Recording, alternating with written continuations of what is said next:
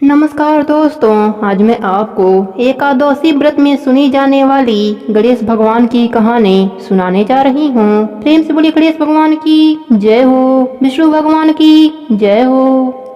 एक समय की बात है, एक गांव में एक बुढ़िया माई अपने परिवार के साथ रहती थीं। बुढ़िया माई विष्णु भगवान की परम भक्त थीं। वह हमेशा दोनों पक्षों की एकादशियों का व्रत करती और कथा सुनती थीं।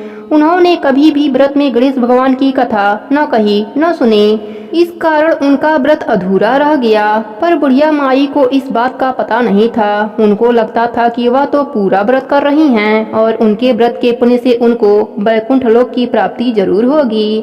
देखते ही देखते बुढ़िया माई की मृत्यु हो गई। उन्हें लेने यमलोक के दूत आए। वह देखकर घबरा गईं और बोली, मैंने जीवन भर विष्णु भगवान की भक्ति श्रद्धा भाव से किया, एकादशी का व्रत किया। मुझे तो लेने बैकुंठ लोक से विमान आएगा, मैं आपके साथ नहीं चलूंगी। इतना कहकर बुढ़िया माई रोने लगी और विष्णु भगवान को पुकारने लगी। विष्णु भगवान गरुड़ पर सवार होकर बुढ़िया माई के पास आए और बोले, बुढ़िया माई, तूने तो पूरी श्रद्धा से व्रत किया, पर तुमने व्रत में कभी भी गणेश भगवान की कहानी न कही न सुनी। इसी कारण तेरा व्रत अधूरा है। बुढ़िया माई विष्णु भगवान से जीवन दान मांगने लगी ताकि वह एकादशी का व्रत करके उसका पूरा पुण्य प्राप्त कर सकें। इस प्रकार बुढ़िया माई को विष्णु भगवान ने 2 साल के लिए फिर जीवित कर दिया। अब बुढ़िया माई जीवित होते ही गणेश भगवान का नित्य नियम करना चालू कर दिया। एकादशी व्रत करती तो एकादशी व्रत की कथा सुनती और अंत में गणेश भगवान की कथा कहानी सुनने लगी। इस प्रकार 2 साल में 4 बुढ़िया माई ने पूरा कर लिया।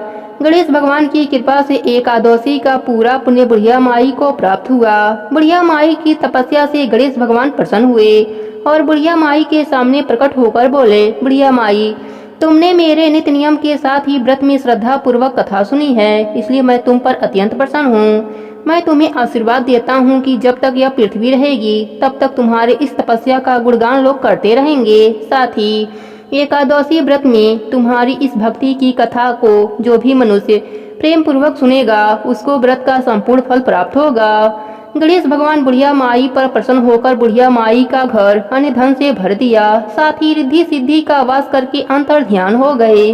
2 साल बीतने पर बुढ़िया माई की मृत्यु हुई। इस बार उन्हें लेने बैकुंठ लोक का विमान आया। बुढ़िया माई को पूरे मान सम्मान के साथ बैकुंठ लोक ले जाया गया। इस प्रकार गणेश भगवान की कृपा से बुढ़िया माई का घर अन्य धन से भर गया और मरने के बाद बैकुंठ लोक का सुख मिला। हे गणेश जी महाराज, जैसे आपने बुढ़िया माई पर प्रसन्न हुए, बुढ़िया माई के व्रत को पूर्ण किया, उसके घर को अन्य धन से भर दिया, वैसे ही एकादशी व्रत करने वालों को भी पूरा फल देकर उनका घर अन्य धन से भर देना। प्रेम से बोलिए गणेश भगवान की जय हो। बहुत समय पहले की बात है, एक गांव में एक भाई बहन रहते थे। भाई बहुत गरीब था पर उसकी बहन पैसे वाली थी। जब बहन के ननद का विवाह था तब बहन ने न अपने भाई को विवाह में आने का निमंत्रण दिया, न ही कोई चिट्ठी भेजी। भाई को बाहर वाले से पता चला कि उसके बहन के ननद का विवाह है। भाई ने गांव वालों को बताया। तब गांव वालों ने अपने घर से चुनरी, बिछिया और साड़ी जैसा जिनसे बन पड़ा कन्या के लिए दिया। भाई सारा सामान लेकर बहन के गांव पहुंचा।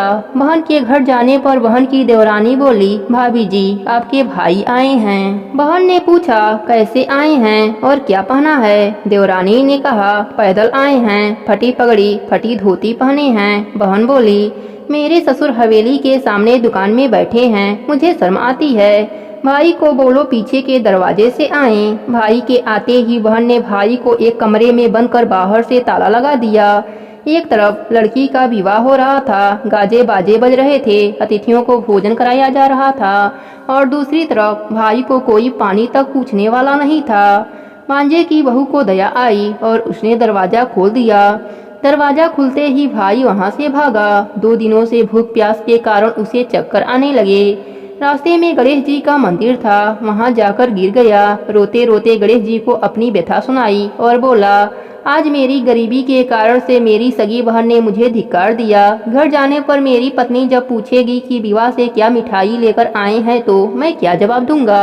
गणेश जी को उस पर दया आ गई और वह बोले, मेरे बगीचे से ककड़ी और तरबूज तोड़कर ले जा। भाई ने ककड़ी तोड़कर झोला भर लिया और अपने घर गया। घर जाते ही बच्चों ने पूछा, पिताजी बुआ के यहाँ से हम लोगों के लिए क्या लाए हैं।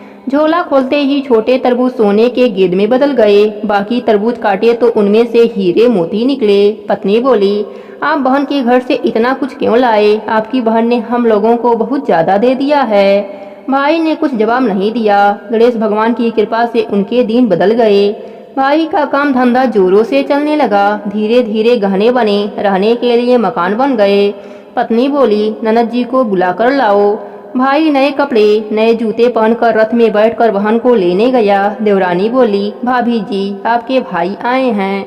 बहन ने पूछा, कैसे आए हैं और क्या पहना है? देवरानी बोली, रथ में बैठकर खूब ठाट बाट से आए हैं। बहन बोली, मेरे भाई को बोलो कि हवेली के सामने से आए, मेरे ससुर देवर जेठ देखेंगे।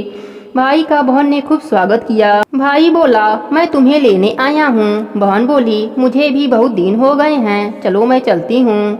भाई बहन को लेकर अपने घर आया। भाई और उसकी पत्नी ने बहन का खूब आदर सत्कार किया। जो चीजें मांगी सब बनवा कर दिया। बहन बोली, भाई मुझे जूते चाहिए। भाई ने मोची को बुलाया और कहा, मेरी बहन के लिए ऐसी जूती बनाओ जो मुँह से बोले। भाई ने बहन को बहुत सारा धन देकर विदा किया, पर अभी तक वह जूती नहीं आई थी।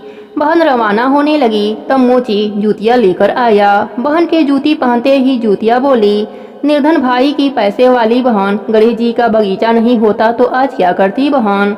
तब भाई की पत्नी ने पूछा, यह कहाँ से आवाज आ रही है? भाई ने कहा, सुबह का समय है, कोई जीव जंतु बोल रहा होगा। भाई ने घोड़े गाड़ी को जल्दी जाने को कहा। बहन के जाते ही पत्नी जीत करके बैठ गई कि जूतिया क्या बोल रही थी। पति ने अपनी पूरी आप बीती सुनाई कि कैसे बहन ने मुझे 2 दिन भूखा रखा, कमरे में बंद कर दिया। भांजे की बहू ने दरवाजा खोला तब मैं बाहर आया और गणेश जी के शरण में जा पहुंचा। गणेश जी की कृपा से हमारे दिन बदले हैं। उसने अपनी पत्नी को सारी बात बताई। तब पत्नी बोली, अगर मुझे पहले मालूम होता तो मैं आपकी बहन को कुछ ना देती। मेरा दिया हुआ सब कुछ वापस लेकर आओ। तब पति बोला, सुहासिनी के आशीष से ही हमें गणेश जी ने सब दिया है। अगर वह मुझे भूखा प्यासा कमरे में बंद नहीं करती तो मैं गणेश भगवान के मंदिर में क्यों जाता? क्या मैं गणेश जी को अपना दुखड़ा सुनाता? तुम अपना मन मैला मत करो, अपने पर तो गणेश जी की कृपा है और किस चीज की कमी है। फिर दोनों गणेश जी के आगे झुककर प्रणाम किए और जयकारा लगाए। हे गणेश जी महाराज, जैसे आपने गरीब भाई पर अपनी कृपा करी, वैसे ही अपने सभी भक्तों पर अपनी कृपा बनाए रखना। प्रेम से बोलिए गणेश भगवान की जय हो, विष्णु भगवान की जय हो।